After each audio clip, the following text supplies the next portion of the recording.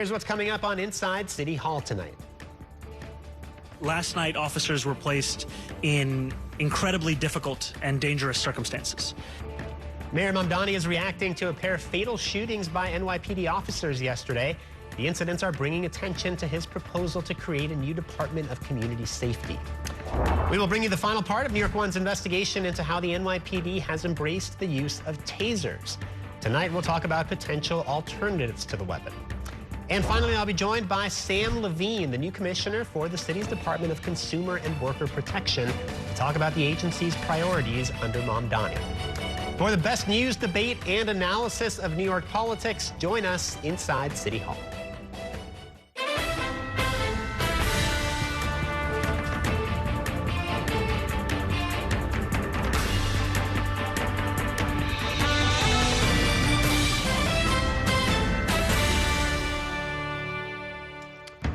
Good evening and welcome to Inside City Hall for Friday, January 9th, 2026. I'm Bobby Kuza. In 2020, Zohran Mamdani called the NYPD a, quote, major threat to public safety, remarks that he apologized for last year while on the campaign trail. Now, Mayor Mamdani is carefully measuring his words in the wake of two separate incidents in which police fatally shot suspects. Our Kelly Mena was with the mayor today, and she joins me now with tonight's top story. Good evening, Kelly. Good evening, Bobby. And Mayor Mamdani was so careful, he didn't even criticize the police department earlier today in the wake of those shootings, instead chose to be appreciative of their work.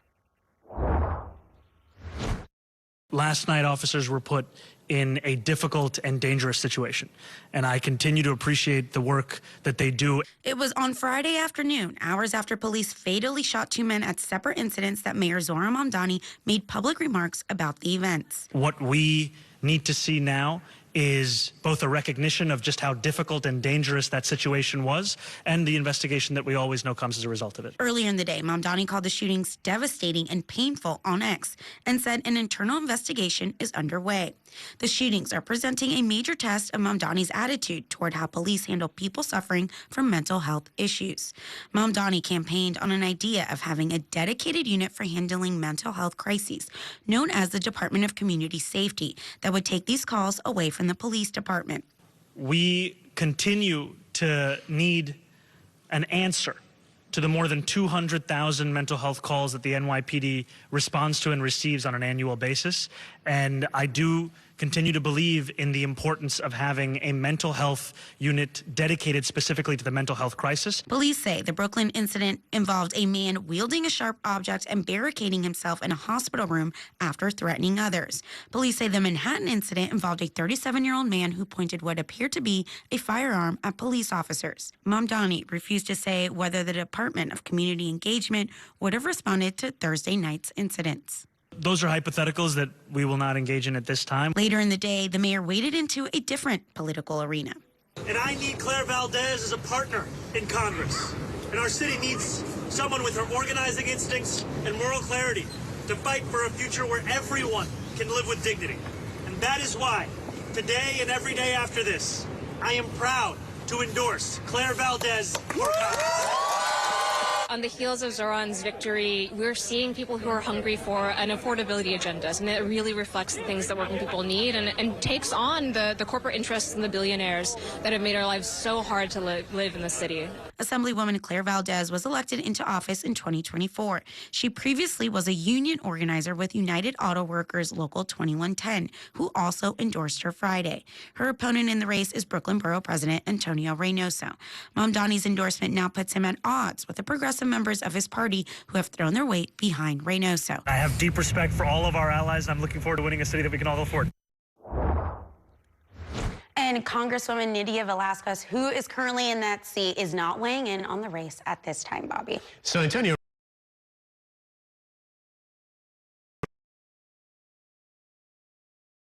his own right. So, I mean, how are we seeing this playing out? Do we think that's going to become a negative race, because they're not really all that far from each other on the political spectrum? You know, I don't know if it's necessarily going to become a negative race. I think it's going to be more about how they campaign, how they get out and and reach voters. You know, Reynoso has this advantage that it has been a part of, or has represented the parts of the district for a long time, and has deep roots in many parts of the district, especially in the Brooklyn parts. He comes from many street level organizing, community organizing. So many of those communities and organizations are behind him already, unlike Claire Valdez necessarily, but she speaks to this new Democratic Socialist part of the party that's up and coming right now. Obviously, the mayor is is part of that organization as well. So I think it's going to be a race, I think, not just about progressives versus Democratic Socialists, but about, you know, what people want to see as the future of the party. You know, that was one of my questions to Claire Valdez today. Does she think that this is going to be a sign of the future of the party? And I think that she shied away from that, but said that it could be a sign of where the party is headed in New York City, at least, in the coming years. All right, Kelly Mena, thank you for that report. Also tonight, Mayor Mamdani made a day one pledge to help tenants in a Brooklyn apartment building and stop their landlord from selling off the property. But that effort so far has failed, leaving the Mamdani administration searching for ways to make good on its pledge to improve conditions in distressed rent-regulated apartments. Our Dan Rivley has been following the details of this case, and he joins me now with more on that story. Good evening, Dan. Good evening, Bobby. And not just that one building, but dozens of others that the landlord put up for a fire sale at an auction, and it poses a conundrum for the Mamdani administration that wants to freeze rents, but also acknowledging in court papers that these low rents fail to keep up with big maintenance needs. If your landlord does not responsibly steward your home, city government will step in. Here's Mayor Mamdani ripping the landlord of this rent-regulated building in bankruptcy and up for auction. Tenants have long complained of shoddy conditions and unanswered calls for repairs. We will be taking action in the bankruptcy case. Mamdani's rebuke of Pinnacle Group and its chief, Joel Wiener, is markedly different than the court filing for the city's unsuccessful attempt to delay Thursday's fire sale auction of about 5,200 apartments in 93 buildings. The winning bid from Summit Properties, $451 million, or roughly $86,000 per unit. The city doubted that, quote, the properties can support the proposed sale price and maintenance needs and costs, given the regulated rents, and that it won't be a supportable business because the current rents are very low averaging. It was quite a contradiction to me. Kenny Burgos runs the New York Apartment Association, a lobbying group for rent-regulated building owners. The Pinnacle auction may portend bigger problems for affordable housing. So if the city is classifying these properties as very low averaging and unable to sustain themselves, then by definition, over 300,000 other rent-stabilized apartments would be even worse conditions than the Pinnacle portfolio right now. Summit Properties' chairman said, we have reached out to the city and look forward to talking with the new administration and residents about our plans to invest in the portfolio and help make New York affordable for everyone. City officials are assessing options. We will continue to fight to ensure any owner of this portfolio makes necessary repairs to bring the buildings up to code and respects the rent stabilization regulations. I am on what is now a 19-month rent strike with many neighbors in my building for repairs. Zara Kaduz, a tenant organizer who lives in a roughly $1,600 a month two-bedroom in a Pinnacle building, had wanted the city to get creative. Work with preservation partners, work with community land trusts, potentially create a new form of city ownership. The city has a lot of different tools at its disposal. There will be a hearing for the bankruptcy judge for an approval. That hearing will take place on Thursday, Bobby. So, Dan, I mean, we've heard the mayor and some of his housing officials obviously talk a lot about helping renters, but also about helping property owners, right, to defray some of their costs. They recognize that push and pull of low rents versus the money needed to make these repairs. So we had Sia Weaver, the newly revived mayor's office to protect tenants, and she also made those issues about lowering, for example, property taxes or insurance costs as a way to make that rent freeze possible. Right. All right, Dan Rivley, thank you for that report. It is time now for a break. Coming up, we will bring you the final part of our exclusive investigation into the NYPD's use of tasers. And we'll tell you about how New York One's reporting sparked a new investigation by the state attorney general. Stay with us.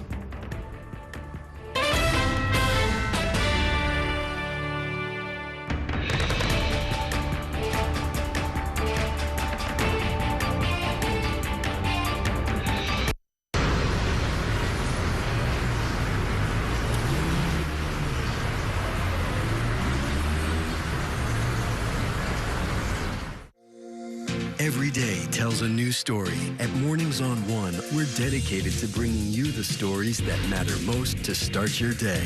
With in-depth coverage of the day's news. I'm Pat Kernan. Here are the stories we're following. And weather updates every 10 minutes. Tomorrow, some morning sunshine possible. Clouds take over. It's our responsibility to get you the information you need before you head out the door. Mornings on One. Weekdays starting at 6 on the Spectrum News app. Free for Spectrum and Xfinity customers. Spectrum TV, isn't that only live TV? No, it's only all my favorite streaming apps with live TV. Okay. It's only all included at no extra cost. And that's the magic of math. Will this be on the test? Sure. Why not? It's only one simple payment for all our TV. We gotta simplify and win. Winning is equally important. If not, more so. Yeah! Only Spectrum TV, fixed TV. I'm Sandra, this is Jorge, and we were adopted in 2019. I remember when they first came to us, Michael was already a teenager. The whole cliche of they're so lucky to have you guys, and it's the other way around. They have changed our family for the better. They chose to love us. They didn't have to. They chose us. Family. Learn about adopting a teen from foster care. You can't imagine the reward. Visit adoptuskids.org. And that's a look at some of what's in the papers this morning. You've done at the sports section. Today's story is about the latest chapter for a beloved local business. It's a beautiful day with temperatures in the 60s. But showers are expected in the next hour. In a city that's always on the go, it's important to stop to hear the stories that connect us. The news that matters to New Yorkers. That's what brings us together. That's Mornings on One. Weekdays starting at 6.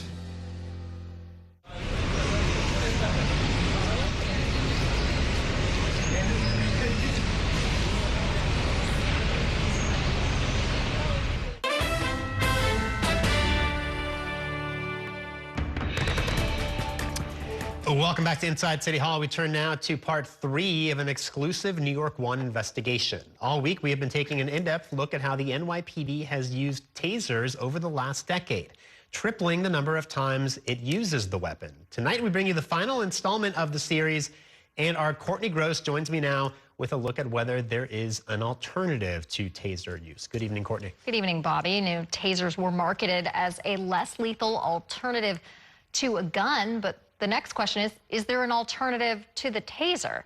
The answer to that question is a bit unclear.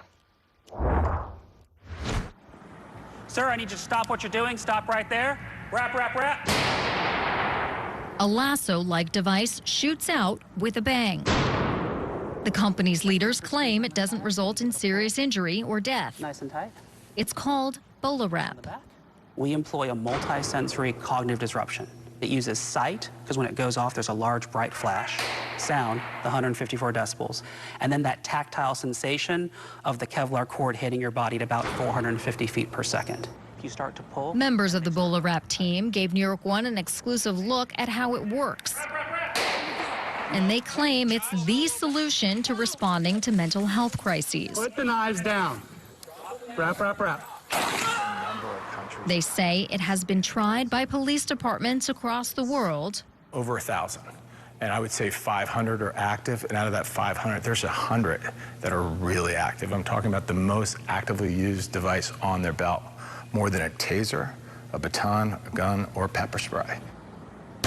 And it's been pitched to the NYPD before. You have a rep like this, all of a sudden you're falling down. Your entire mindset is a different mindset. This is a damn good product, man. Then borough president, now former mayor, Eric Adams, pushed the product.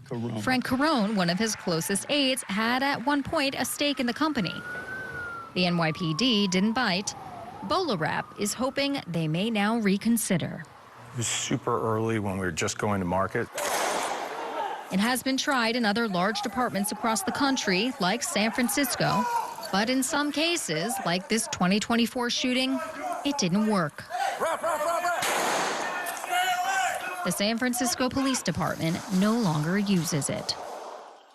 It's just not okay for the same technology for the past 30, 40, 50 years. This space has to evolve, and the training and policies have to go with it. And this is where we strongly feel like every officer in this country will be carrying a bull wrap at some point in time. We want that time to be now. As New York One investigated taser use at the NYPD, especially in mental health responses, examining cases where some were shot with a taser as they were transported for psychiatric evaluation. New York One examined alternatives too. Develop the next best idea. Experts say there are not that many to choose from. There are constant efforts to develop a better mousetrap, if you will. And some of those that I've been exposed to over time were devices that would shoot a net at individuals to encase them in the net. There's another device back in the 90s I looked at that shot out some type of goop that basically went around the person. And none of them over time proved to be effective. I'm going to let the commissioner and the officers get back to work. Mayor Zohran Mamdani has promised to get cops out of mental health calls. In order for police officers to be able to do their jobs, we also need to create a Department of Community Safety that will be tasked with those responsibilities. He is planning to start a Department of Community Safety and says he will boost the city's emergency mental health response teams. But details on how that will work so far are slim. There's also de-escalation, verbal de-escalation techniques. Justin Feldman, who has studied taser use by departments across the country with the Center for Policing Equity, a national nonprofit focused on making policing more racially equitable, urges the NYPD to use de-escalation tactics. Training the NYPD already conducts, seen in videos obtained by New York One through the Freedom of Information Law. The goals are simple: to protect our officers, the public, and people in crisis. The lives New Yorkers. As the new administration considers how it will direct the next generation of officers at the NYPD, some say there is no clear panacea. But they are hoping for a new approach to tasers. I think if they're used at all, they should be only deployed to a small fraction of officers and should have very tight regulation and oversight. And a spokesperson for the NYPD says the department currently has no plans to use BOLA wrap. And Bobby, we do have an update regarding the previous story that we had last night, part 2 of this story. In fact, the Attorney General, Letitia James, announced today that she will be investigating the death of Adrian Ceballos. We reported on his death last night. He was shot with a taser in 2024 outside of his home in the midst of a schizophrenic episode and later died at the hospital. The NYPD has had an alternative account to what we reported. We reported on that extensively last night, but it sounds like the Attorney General will be investigating this case. It seems hard to believe that with all the technology out there, there is no reasonable alternative to the taser. I mean, you even see when there's a crowd control situation and protesters, you know, whether it's rubber bullets or other types of technologies, but none of that is being considered to be used on individuals when they're in crisis. No, and there was another technology that I came across related to, you know, this big policing conference that held every year, and all of these vendors are out there trying to pitch their products, and they came across this other product that's called the glove, in which you actually put on a glove and it acts similarly to a taser, giving the person an electric shock. And the NYPD actually already has this, and it's used very limited. It's only in a very specialized unit. But I talked to the person that created that product too, and it's difficult because it sort of uses the same technology, and from their perspective, they don't necessarily see that as a complete replacement for the taser either. It seems like, you know, watching your reports, that the problem with the taser is twofold. It can be ineffective, and then on the other end of the spectrum, it can be too effective in the sense that it's actually dangerous for those that it's used on. And it doesn't seem like at this point there's any easy fix to the problem. I mean, there's no search for an alternative, right? And there's really no sense that these calls are going to be treated any differently, even under Mamdani administration. Well, I mean, he has said that he wants the NYPD to get out of mental health calls. What will that look like? We haven't gotten the details of that yet. In fact, there was just a shooting last night at a hospital in Brooklyn in which the taser was once again ineffective. And Mamdani weighed in on that today, saying there's going to be an investigation. Once the taser was ineffective, the person was inevitably shot. And Mamdani weighed in on that, calling it a tragedy, saying there's going to be an investigation into this. But we've heard that story so many times. In fact, the reason why we did this investigation is because several years ago, we were in the newsroom and we saw incidents like that right in a row after one another, wondering why didn't the taser work? And it's hard to wrap your head around that in one hand or in one case, if someone has a heart condition or if it's used inappropriately, it could be fatal. But then on the other hand, that it's not as effective as what we once thought. But even though those two ideas might be at odds, they can both be true at the same time. All right, Courtney Gross, excellent work on this series. And if you missed any part of Courtney's investigative series, you can catch it on ny1.com or on the Spectrum News app. They are all available there. It is time now for a break. Coming up, Governor Hochul is delivering her annual State of the State address next Tuesday as she gears up for re-election later this year. We will bring you a preview straight ahead. Stay with us.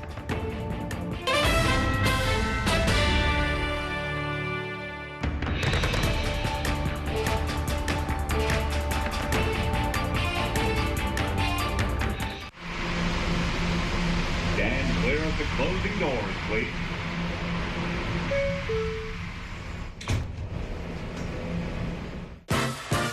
There's nothing quite like the feeling of going to the theater. Onstage celebrates that excitement every week by taking you behind the scenes with the latest news and in-depth interviews of the hottest shows on and off Broadway.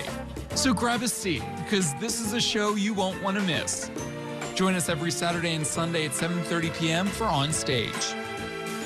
Onstage is presented by your Tri-State Cadillac dealers. Discover which Cadillac is right for you and elevate your journey. It's only a hike. It's only made possible by Spectrum Business connecting healthcare providers of all sizes. Like hospitals relying on the Spectrum Fiber broadband network with industry-leading reliability. Practices keeping patient data safe with advanced security. Pharmacies accessing records in the cloud without fail. It's tailored connectivity solutions built for life-changing moments. It's only a hike. It's only everything. Spectrum Business. Mom was always organized, but she started forgetting to pay her bills on time. And she'd buy the same gifts over and over. Telling the girls about my Alzheimer's diagnosis was really hard. At first, we had our cries, but then we were like, okay, let's make a plan. Early detection gave us time to adapt together. It's so important for you to think about what you can do and making the most of what you have. If you or your family are noticing changes, it could be Alzheimer's. Talk about seeing a doctor together. From my time growing up in Queens watching New York One to my time reporting here, I've seen how quickly a story can change. At News All Day, we bring you the news as it's happening, from around the boroughs to local government to your neighborhood, because our city never stops moving. Hi, I'm Shannon Ferry with the day's developing stories. But first, stay up to date and informed with News All Day, weekdays from noon to 4.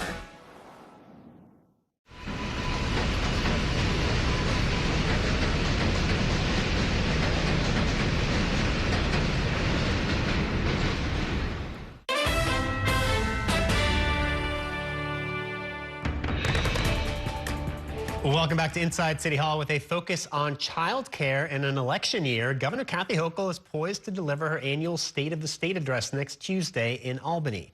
The governor's relationship with Mayor Zohran Mamdani is expected to be under the microscope, with his victory illustrating a rift in the Democratic Party when it comes to establishment politics, tax policy, and dealing with President Trump. Our State House reporter Bernadette Hogan joins me now with more on what to expect from the governor's big speech next week. Good evening, Bernadette. Good evening, Bobby. And although this will be the governor's 5th State of the State address, this year might be a little bit different because she might not want to rock the boat ahead of her 2026 re-election bid.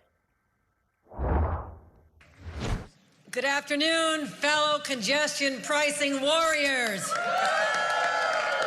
Poised to deliver New York's equivalent to a State of the Union address next week in Albany, Governor Kathy Hochul is preparing her 5th State of the State address, expected to stitch together a combined reminder of what she deems accomplishments over the last 4 years in office and a roadmap to her re-election. My #1 job as the governor of this state is to keep people safe. Typically delivered by mid-January before her financial plan is due, according to state law, Hochul has already revealed she will include plans to cut down on illegal 3D printing of guns and put money toward New York's foray into artificial intelligence.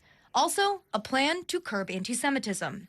People should not be harassed wherever they're going to worship. And push back on federal immigration enforcement. That New Yorkers who've had their constitutional rights denied by an ICE agent, that they would have a way to get recourse against those individuals. And let's start holding these people accountable. Hochul's budget last year stood at over $250 billion in combined state and federal funds. And Wall Street's success and sales tax returns are expected to boost spending plans. However, we have a $20 billion long-term structural budget gap and federal cuts. All eyes will watch what Hochul cedes to the new popular Mayor Zohran Mamdani and where she'll hold the line. They need to make smart choices or they risk self-inflicting a fiscal crisis, which can hurt needy New Yorkers, and a competitive crisis that could drive New Yorkers and businesses away. Agreeing to pay for a fraction of his expensive universal child care plan, Hochul wants the legislature to sign off on state funding for 12,000 city 2-year-olds over the next 2 years. If you have another path to take care of your kids, God bless you. But a lot of people don't. A lot of people don't. And that's what we also have to step up for. Although opposed to raising new taxes, Hochul is expected to extend an existing tax on corporations, but also recently cracking the door open to the possibility of tax hikes and blaming Washington, D.C. Already facing $3 billion in federal health care cuts, shaking up insurance rolls, and recently freezing child care subsidy dollars following national fraud concerns.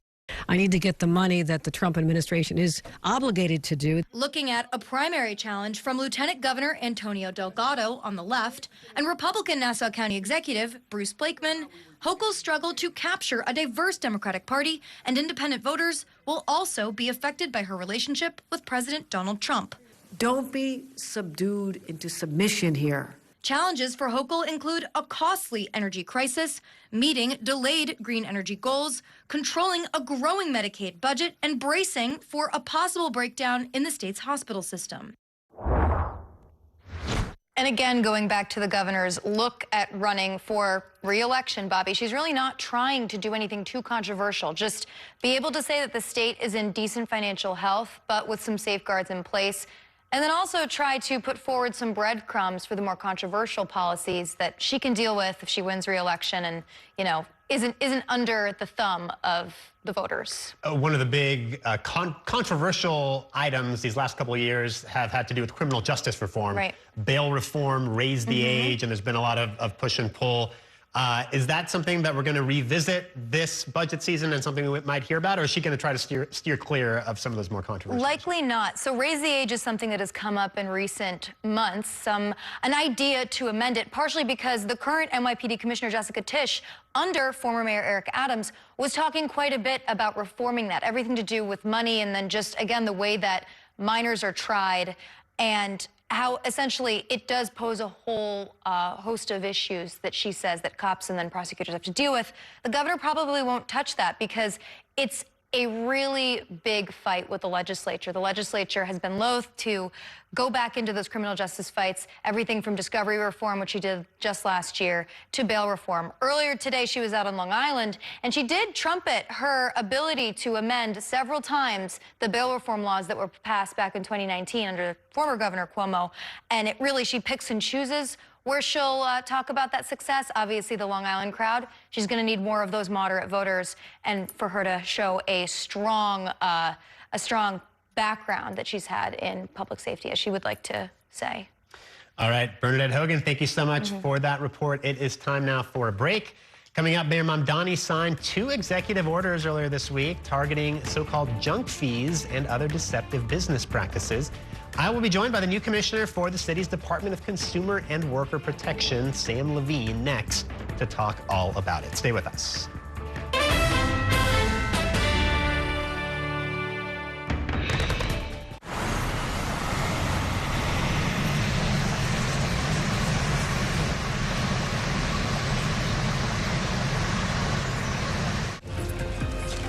My time at New York One has shown me that in the city that never sleeps, the news never stops. So as the day winds down, turn to the rush hour. Good afternoon, I'm Monica Burke. To catch up on the stories that matter across the 5 boroughs, with in-depth interviews from the city's newsmakers, plus the latest forecast. Catching you up with today, preparing you for tomorrow. Right here on the Rush Hour. Weekdays from 4 to 7 p.m. It's only made possible by Spectrum, connecting businesses of all sizes, like small businesses, instantly serving up orders and inventory on the Spectrum fiber broadband network. And factories, seamlessly connecting to farmers in the field with tailored solutions that always deliver. It's only a slice, it's only everything. Get your business free fiber-powered internet forever. Call to find out how. I'm Chris Jakimick. I served in the United States Air Force and I deployed 3 times. So in 2017, I was serving as an Air Force First Sergeant. Our motto in that role is, my job is people, everyone is my business. But unfortunately in that year, I would lose my own brother, Lance Corporal Adam Jakimick, to suicide. The majority of veteran suicides are from guns. I store my weapons securely, not only for myself, but for my family. My service never stops. Spectrum Noticias, we recognize that our New York City community is vibrant and diverse. Spectrum Noticias delivers balanced coverage of the stories that matter in our communities and across the country. Our journalists are based in the neighborhoods we cover, ensuring you get in-depth reporting on what's happening in the places we call home. So join us at Spectrum Noticias. We're always on, always there for you. Now available on your TV. Check your local listings. Also available on the Spectrum News app.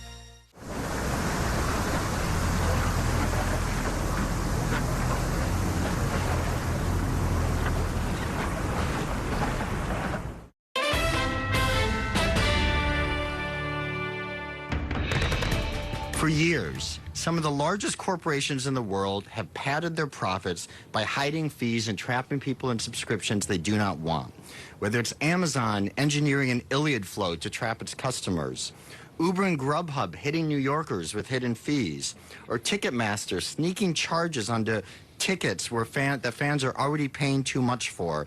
Ripping off the people of the city has become a business model for far too many companies.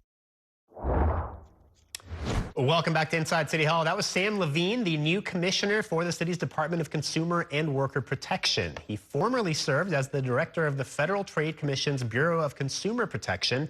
Now he will be tasked with enforcing workplace and consumer safeguards here in the city. Earlier this week, he joined Mayor Mamdani in signing 2 executive orders aiming to protect New Yorkers by cracking down on so-called junk fees and other deceptive business practices. And Commissioner Levine joins me now here in studio to talk about all of that and much more. Welcome to the program. Thank you for joining us. Great to be here. So we'll talk about junk fees, but first, let me ask you how you ended up in this job, because you're not a native New Yorker. You were in D.C. for many years with the FTC. Were you drawn to the Mamdani campaign, or did they, call you up and recruit you? How did this happen? I'll be honest, Bobby, I moved to New York because I wanted to live in New York. I moved here in June. I told my partner this is going to be a little break from government for a little while till we'll see what happens in 2029. But when Mayor Mamdani was elected, I was so excited by his vision, and I jumped at the opportunity to serve the people of New York. And you worked with Lena Khan, of course, who was the head of the FTC and developed sort of a national profile for going after some big corporations. She was part of the Mamdani transition team. I assume that maybe she had something to do with recruiting you to the job. I don't know what happened behind the scenes, but I can tell you that I worked with Lena Khan closely for many years. I think she's probably been one of the most effective regulators we've seen in the history of Washington, D.C. And if I can bring half that energy to the city of New York, I think it'll be a very good outcome for the people of the city. So you worked on consumer protection on a national level, obviously going after huge multinational corporations. Now you're going to be working on a local level, and in some cases dealing with very small businesses, right? Corner bodegas and those kinds of places. What is the challenge going to be like And what is the difference going from the FTC to working on a municipal level? Well, it's certainly true that DCWP has jurisdiction over small businesses like our bodegas, but my focus is really on taking on the biggest corporations ripping off the people of the city, whether it's ripping off the workers who make our city run, the deliveristas who get our food delivered and too often are underpaid or lose their jobs with no due process, renters who are being ripped off with junk fees, consumers being gouged by algorithmic pricing. The same corporations that we sued at the FTC are the corporations ripping off the people of the city, and we need a leader in City Hall, and we have that in Mayor Mamdani, willing to take them on, and I hope that DCWP is going to play a key part in that. Talk about junk fees and these subscription traps. What are some of the most egregious examples? I mean, you mentioned some of them in that soundbite that we heard, and what can the department do to go after the offenders? We see all sorts of junk fees, whether you're buying concert tickets and you suddenly see a processing fee, service fees, pest fees in apartment buildings when the buildings are already supposed to take care of the pests. That's in the law. These are fees that companies hide from people until the last minute, often fees that are illegal in the first place. And one of the things I made clear alongside Mayor Mamdani earlier this week was that these fees are already illegal under New York law. The city of New York prohibits deceptive practices. What we need is a city government willing to enforce the law, willing to take on the biggest corporations of the world if they're ripping off the people of this city, and that's exactly what we're going to do at DCWP. You mentioned Amazon, and you actually mentioned a term that I had to look up because I didn't know what it was, the Amazon Iliad flow. Yeah. That has to do with canceling your Prime subscription, right? How does that work? Yeah, exactly. When I worked for Chair Khan, we sued Amazon for making it deliberately difficult for people to cancel their subscriptions to Prime and actually enrolling people in Prime without their consent. Amazon just agreed to pay $2.5 billion with the B dollars to resolve those charges. But I think what this shows is that this is not just, you know, small-time scammers ripping off the people of this country and the people of the city. These are some of the largest, most sophisticated corporations in the world making conscious decisions that rather than following the law and treating their customers with respect, they're going to rip people off and squeeze every dime they can. We need to put a stop to that. We no longer have a federal government that's going to stand up for consumers. We need a city government that's going to stand up for consumers. And as far as jurisdiction, what can you do on a city level that's not already being done? Because it would seem there's some overlap between federal enforcement, the city, State Attorney General Letitia James has taken on a lot of these types of cases. So how do you sort of divide that up? Well, there's certainly overlap, but I want to be clear. We no longer have a federal government, as I said, standing up for consumers. Consumer Financial Protection Bureau has been gutted. The FTC, both Democrats, have been fired. Thank goodness in the state of New York, we have the best attorney general in the country, in Letitia James. But there is a lot of work to be done. There is a lot of fraud happening in the city, a lot of deception happening in the city. And if you're a business that's targeting the people of the city, we have jurisdiction for the most part, and we're prepared to take action if you're ripping people off. And worker protection, also obviously a big part of this. You've spoken about the 80,000 deliveristas here in the city, and there are laws to protect them, some of which have been passed just in the past few years by the city council. Is it a matter of enforcing those laws that are already on the books? Exactly. New York has some of the strongest laws in the country protecting our workers, especially our deliveristas. We have more laws coming online in 2026, including higher pay for many deliveristas, new protections against deactivations, making sure consumers are able to tip their deliveristas. But we need an agency willing to enforce them. We need to turn the page on the era when the biggest corporations can get special favors from City Hall because they know who to call or they know who to pay off. And we need to enforce the law without fear of favor. So I really want to make sure that these large companies aren't squeezing our workers just as they're squeezing our consumers. And we're going to enforce the law, even if it means on taking on some really big bad actors. So DCWP has been doing this work for years, of course. Are things going to be different now? Obviously, Mayor Mamdani has made affordability and cost of living his main focus. How does that inform the direction of the department? Well, the mayor has committed to doubling our budget, which will pay huge returns for the people of the city. Investing in DCWP is investing in returning money to working people, whether it's consumers ripped off by junk fees or workers facing deactivation. But I also want to be clear that even with the resources we have, I think there's a lot more we can do to make the make the city more affordable for people. We have it within our toolkit to take on junk fees. We have it within our toolkit to take on subscriptions that people can't cancel. We have it within our toolkit to take on landlords that advertise one rent only to charge a lot more with fees. So there's a lot we can do with the tools we have, and one of my focuses at the FTC was figuring out what can we do to make life more affordable for the American people, and I'm going to bring that same attitude to making life more affordable for the people of the city of New York. Sam Levine, the new commissioner of the Department of Consumer and Worker Protection. A lot of work ahead of you. Thanks for spending some time with us. Great to be here. Thanks for having me. All right, it is time now for a break. Coming up, I will turn back to Mayor Mamdani's first full week in office when I'm joined by two top reporters in our Friday Reporters Roundtable. Stay with us.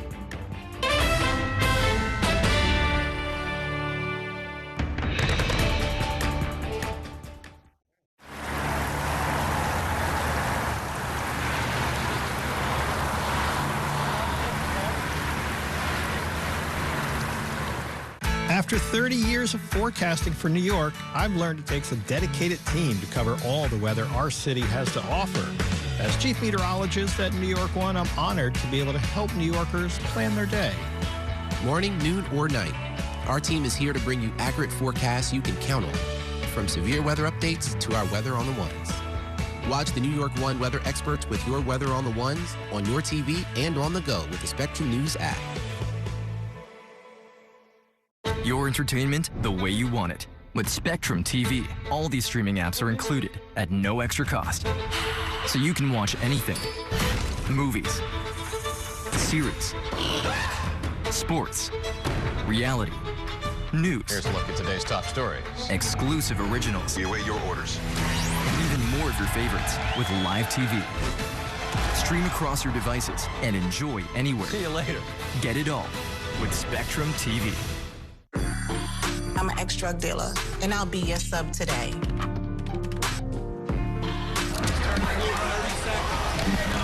2 milligrams of fentanyl can be lethal. A lethal dose is in here. Who gets it, I won't know. It's cheap, it's potent, and it's profitable. The sad reality is fentanyl is being mixed into everything now. More kitchen now. My father was a New York City firefighter. My mission, like his, is to serve New Yorkers in a city that doesn't stop when the sun goes down. Being with New York One since the beginning, I'm now honored to join you even earlier each weeknight. Starting at 8 with New York Tonight, we'll explore the latest news developments, followed by New York One at 10 to wrap up your day. So join me each weeknight starting at 8 right here on New York One.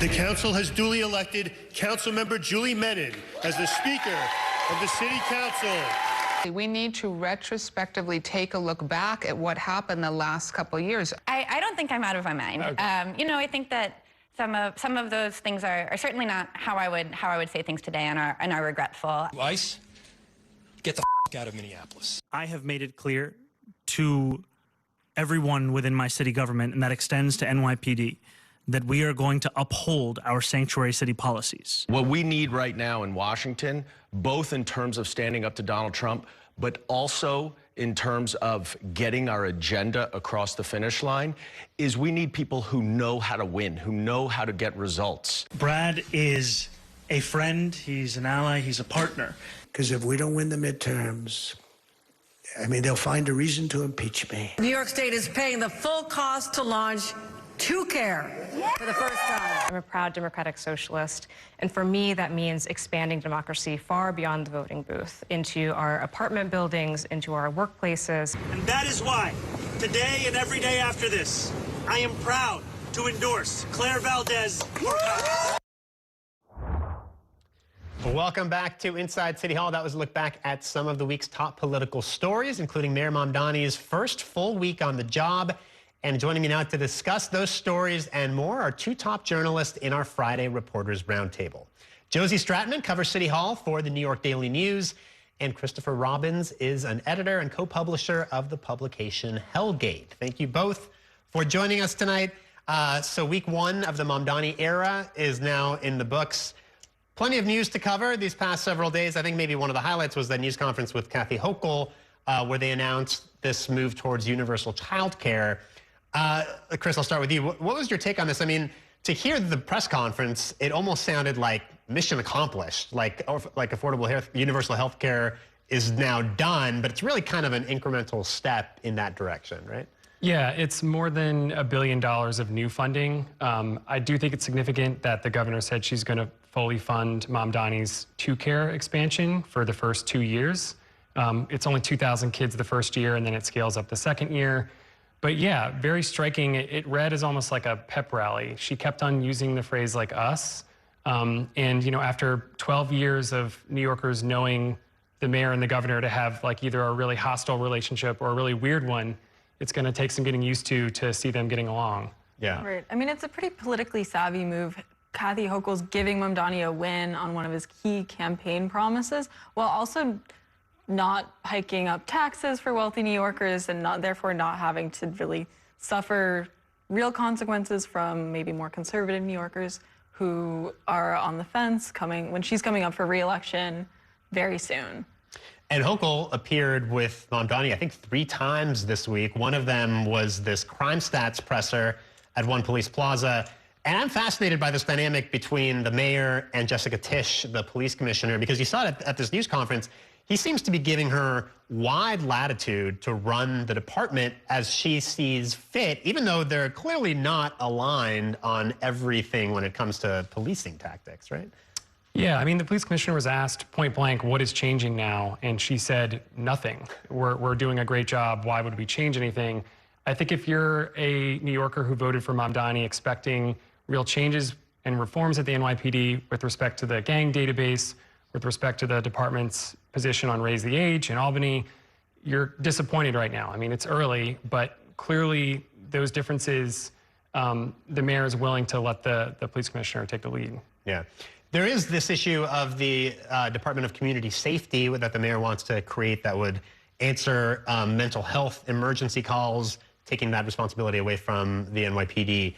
That does seem to be moving forward in some form, right? Yes, so at the end of the legislative session, the end of the year, Councilmember Lincoln Ressler introduced a bill that would essentially create this Department of Community Safety. It has to go through the council to fully be implemented. So that could take a while, months, who knows if it'll even pass. So New Yorkers can also keep an eye on, well, what is Mamdani doing to advance the priorities of the Department of Community Safety, like prioritizing mental health responses to emergencies, while he is tied up with the actual department in that process. So week one was not without controversy. Sia Weaver, who was appointed as a top housing official by Mamdani, the head of the mayor's office to protect tenants. These old tweets and statements were dredged up where she said some pretty extreme things, I guess we could characterize them as, talking about private property and homeownership being weapons of white supremacy. So this sparked a controversy, of course. I don't know, what do we make of this, Chris? I mean, clearly we knew that she was pretty leftist in her views. I mean, she's a well-known housing activist. Yeah, and I think the Mamdani administration, they're sort of pointing to this reaction from the New York Post, from the Daily Mail, from the Landlord lobby group. And they're saying this is precisely why we put this person in this position, because she is such a fierce advocate for tenants. Also, you know, the mayor himself had some tweets he had to apologize for in 2020. This feels like a little bit of a redux from that. So why, you know, you would capitulate on this when the guy who made some spicy tweets in 2020 is in the mayor's office? I think they're probably smart to stay the course. I never really got the sense that Sia Weaver was in danger, right? I mean, Mamdani was standing by her right off the bat, wasn't it? Yes, yeah, he stood by her. I mean, when asked about this repeatedly, as he has this week, he said, well, I hired her on the merits. She's had a pretty long record as a, you know, a housing policy person. We hired her to do this. She can do this. And he's also been asked, as you might recall, a former appointee to the Mamdani administration, Kat DaCosta, had an almost similar situation where her old tweets, which she said some things many took to be very offensive against Jewish people, on Twitter, and she put in her resignation. So two different situations, some similarities, two different outcomes. Yeah. All right, guys, we got a lot more to talk about. I'm going to take a quick break. We will have more with these reporters in just 2 minutes. Stay with us.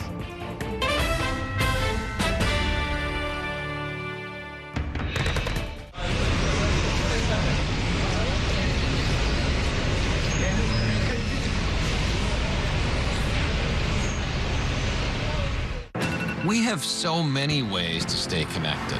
A single touch can bring us closer to the families we love, the friends we know, and the city we share. And Spectrum helps us keep connected throughout the day, every day. Including more ways to watch New York One as a Spectrum Internet customer. Watch Spectrum News New York One on the Spectrum News app, available on all your favorite devices. There's an international travel plan with Spectrum that was an additional $10 a month, as opposed to paying a ridiculous amount per day for roaming fees. This literally felt like my old phone carrier was reaching their hand into my wallet and just helping themselves to some of my cash. I like having no surprises when it comes to my cell phone bill. And with Spectrum, that's been the case. So it saved me a ton of money. Real customers, real savings. To see how much you can save, visit spectrum.com/save.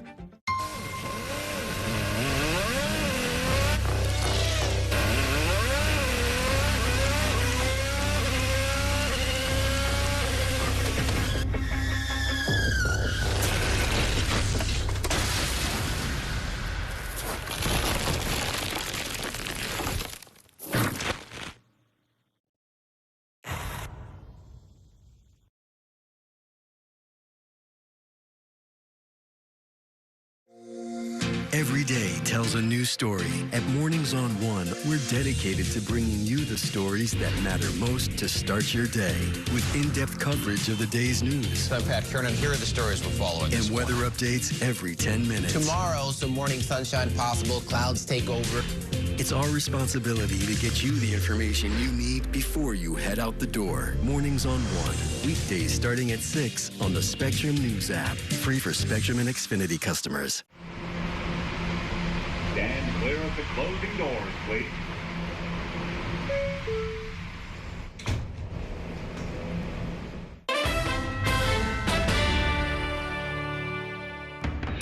Welcome back to Inside City Hall. I'm once again joined by my reporters roundtable, Josie Stratman of the New York Daily News and Christopher Robbins of Hellgate. So let's talk about the mayor's relationship with the media. I mean, in some ways, it's been sort of conventional, right? Every day, at least once a day, he has a Q&A with reporters. But then he also did this thing this week with quote-unquote new media, where he had some online influencers and content creators come to City Hall, to the Blue Room, and had sort of a Q&A session with them.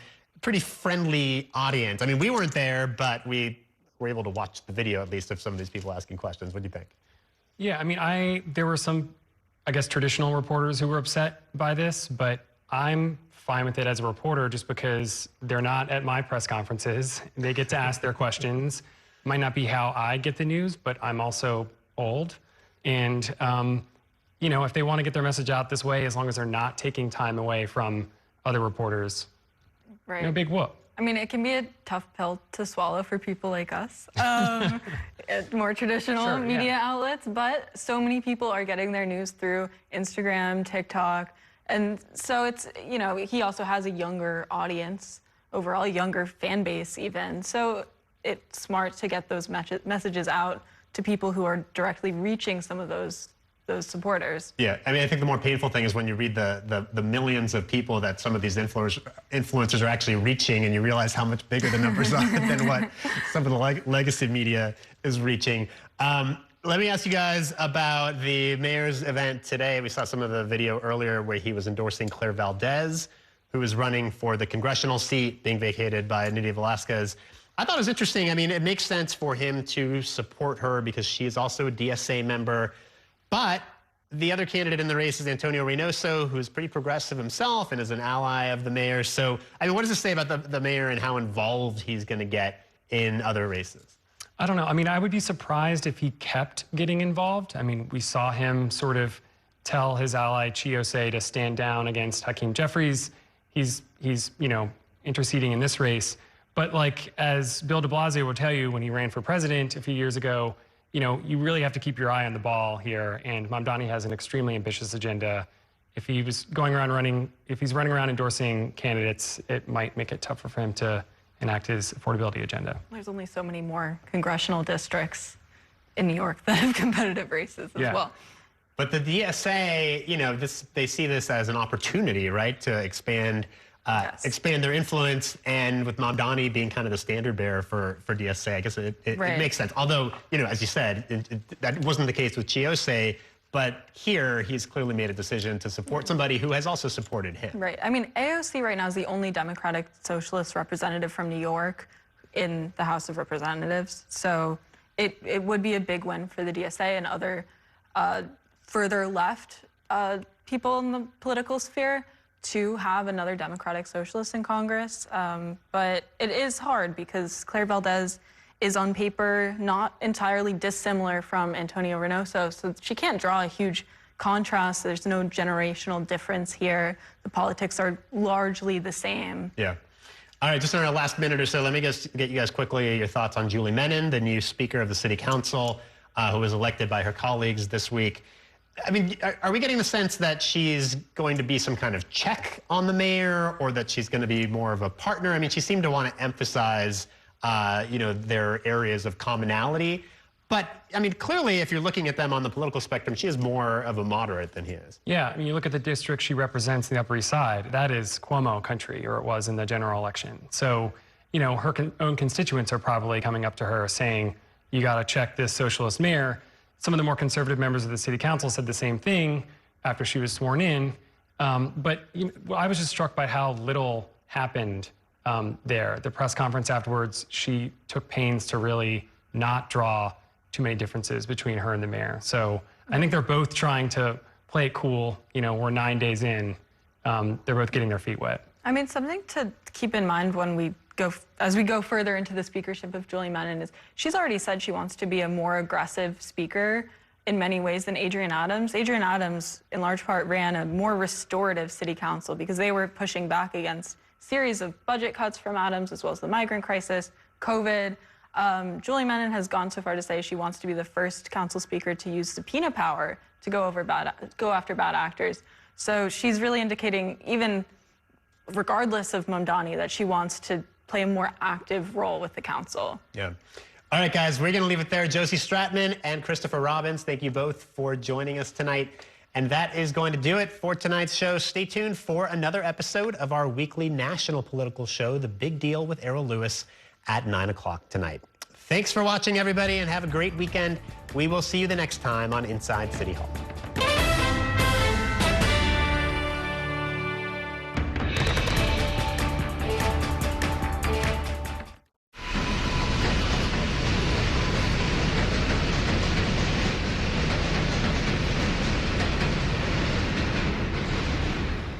And that's a look at some of what's in the papers this morning. You done with the sports section? Today's story is about the latest chapter for a beloved local business. It's a beautiful day with temperatures in the 60s, but showers are expected in the next hour. In a city that's always on the go, it's important to stop to hear the stories that connect us. The news that matters to New Yorkers. That's what brings us together. That's Mornings on One. Weekdays starting at 6. Your entertainment the way you want it. With Spectrum TV, all these streaming apps are included at no extra cost. So you can watch anything. Hey, brother. Be careful. Movies. I've got this condition where I don't feel pain. You're a superhero. No. Series. There was another murder in the building. Sports. Reality. Here's to a summer you'll never forget. News. Here's a look at today's top stories. Exclusive originals. You await your orders. Even more of your favorites with live TV. Welcome into First Take. Stream across your devices and watch anywhere. At home or out and about. It's the entertainment experience you've been waiting for. Streaming apps included at no extra cost. Just got that, pal. Get a good look. With live TV and on demand. All together, all in one place for you to enjoy. It's whatever kind of